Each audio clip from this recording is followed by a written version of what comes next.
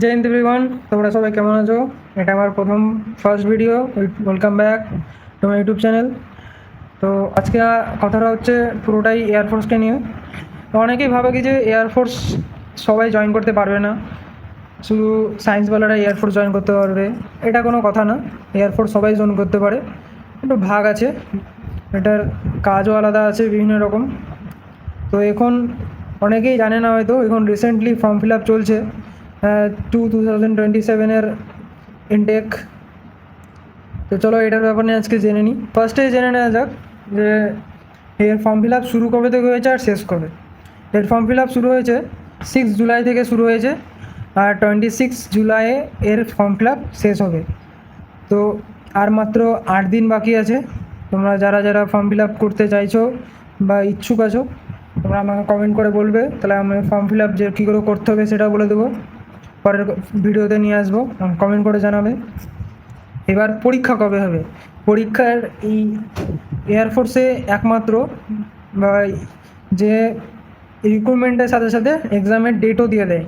Exam date দেওয়া হয়েছে যে 22 আর 23 সেপ্টেম্বর। তো এখানে ইংলিশ আর হিন্দি এই দুটো ভাষাতে পরীক্ষা দেওয়া যাবে, বাংলাতে হয় না। তো এর জন্য এজ ক্রাইটেরিয়া কত? এজ 17.5 থেকে 22 বছর। আগে রিসেন্ট 21 ছিল, রিসেন্ট এই বছরেই 22 করা হয়েছে। 1 জুলাই 2005 থেকে 1 জুলাই 2010 পর্যন্ত এখানে ফর্ম ফিল আপ করতে পারবে। আর এখানে মেডিকেল অ্যাসিস্ট্যান্টের জন্য যেটা বলা হয়েছে, মেডিকেল অ্যাসিস্ট্যান্ট যেটা পার্মানেন্ট মেডিকেল অ্যাসিস্ট্যান্টদের, ওটা 2006 থেকে 1 জুলাই 2006 থেকে 1 জুলাই 2010। এখানে কটা গ্রুপ হয়? এখানে 3টে গ্রুপ হয়। একটা মেডিকেল অ্যাসিস্ট্যান্ট যেটা পার্মানেন্ট জব, আর একটা দুটো, একটা এক্স গ্রুপ আর একটা ওয়াই গ্রুপ। এক্স গ্রুপ আর ওয়াই গ্রুপের মধ্যে পার্থক্য কী? এক্স গ্রুপ হচ্ছে তারা যারা সায়েন্স স্ট্রিম নিয়ে পড়েছে, আর ওয়াই গ্রুপ এনি স্ট্রিম, সে সায়েন্স স্ট্রিম হোক, আর্টস স্ট্রিম হোক বা কমার্স স্ট্রিম হোক, যে কোনো স্ট্রিম থেকে আসুক সে ওয়াই গ্রুপে জয়েন করতে পারবে। তো এখন আমরা জেনে নেব যে এক্স গ্রুপের ওয়াই গ্রুপের পরীক্ষার যে কত নম্বরের এক্সাম হয়। তো ফার্স্ট এক্স গ্রুপদের, যারা এক্স গ্রুপ পরীক্ষা দিবে তাদের 1 ঘন্টায় 70 নম্বরের এক্সাম হবে। তো 70 নম্বরের এক্সামের মধ্যে কী কী সাবজেক্ট থাকবে?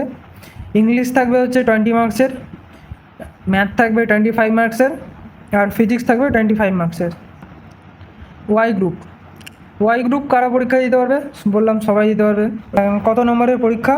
45 মিনিটে 45 মিনিটস, 45 মিনিটসে 50টা কোশ্চেন থাকবে।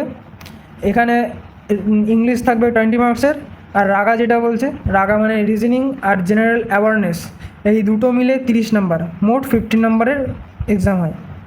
আর একটা হয় আদার, মানে যারা এক্স গ্রুপ থাকে তারা এক্স গ্রুপ ওয়াই গ্রুপ দুটোতেই পরীক্ষা দিতে পারে। তাদের 85 মিনিট এক্সাম থাকে, এক্সাম দিতে হয়, 100 নম্বরের পরীক্ষা হয়।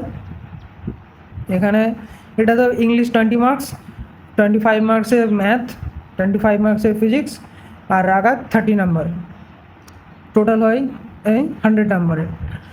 এবার বলবো এখানে কোয়ালিফিকেশান কী লাগে। এখানে তুমি এয়ারফোর্সের জন্য জয়েন করতে গেলে তোমার কোয়ালিফিকেশান লাগবে 12 পাস।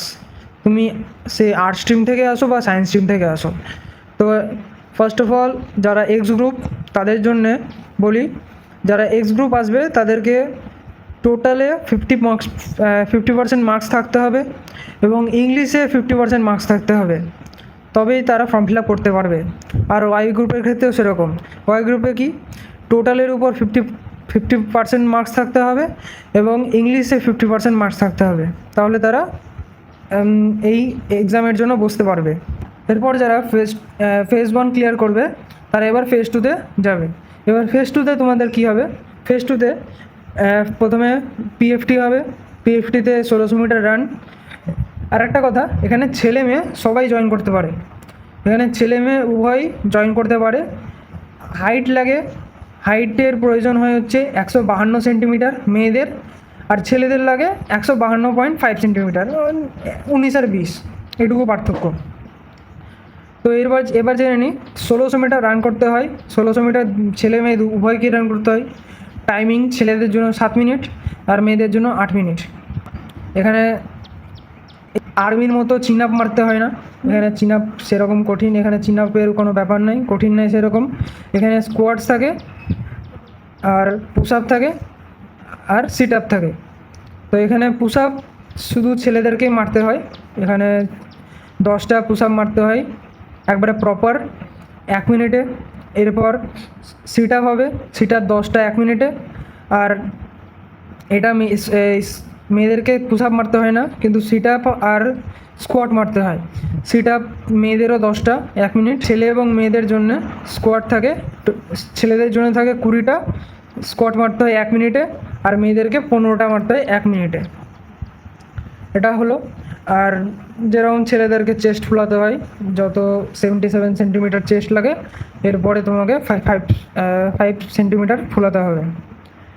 এরপর তুমি গ্রুপ ডিসকাশন, এখানে এসআরটি হয়, ফেজ 2তে এসআরটি হয়, সেদিনকে একদিনই হবে এসআরটি, সিচুয়েশন রিয়াকশন টেস্ট আর গ্রুপ ডিসকাশন।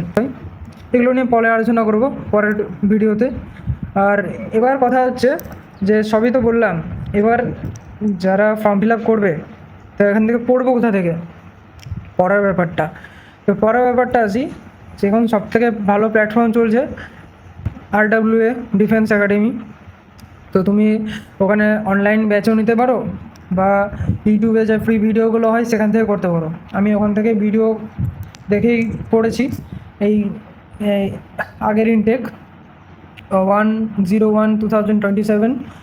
তো আমি এখানে 50, আমি ওয়াই গ্রুপ, আমি আর্ট স্ট্রিম থেকে, এখানে 50-র মধ্যে আমি 29.33 পেয়েছি।